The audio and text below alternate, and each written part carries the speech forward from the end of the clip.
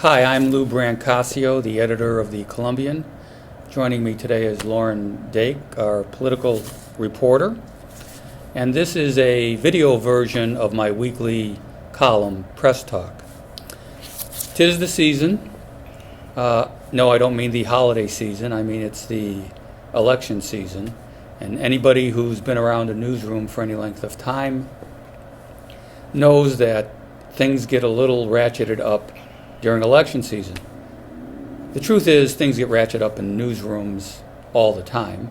Some people like us, some people hate us, some people agree with us, and some people disagree with us. And we know that, frankly, if that wasn't the case, we probably wouldn't be doing our job.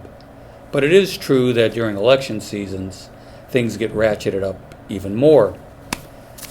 When you have political candidates that aren't doing so well, they are looking for someone other than themselves to blame for their problems. And usually the finger gets pointed at the media.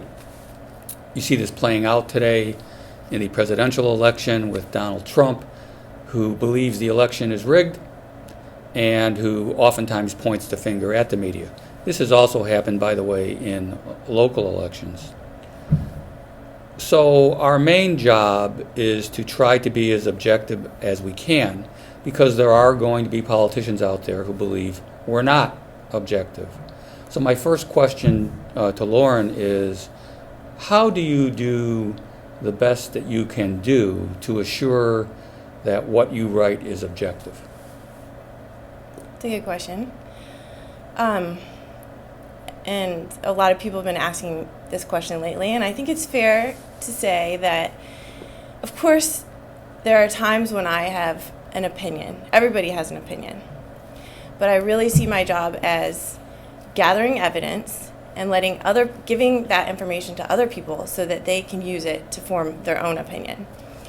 And I do that with, let's just take the story I wrote last weekend about Tim Probst and Linda Wilson, pretty tight race for the 17th District Senate race to replace Don Benton.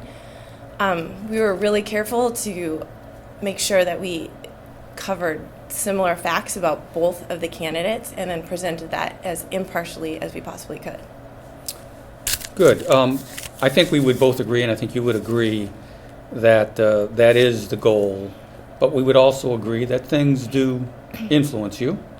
We're all human beings. Things influence you. Could you talk a little bit about what influences you, and then do some of those influences work into how you write a story?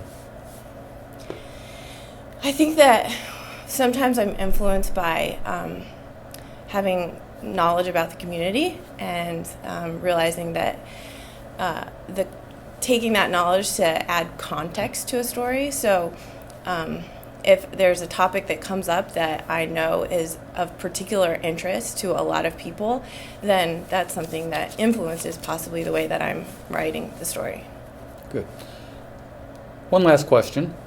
We all know that newspapers are made up of both objective stories and subjective editorials and columns. You've sat in on some editorial board meetings when we have political candidates in for an interview.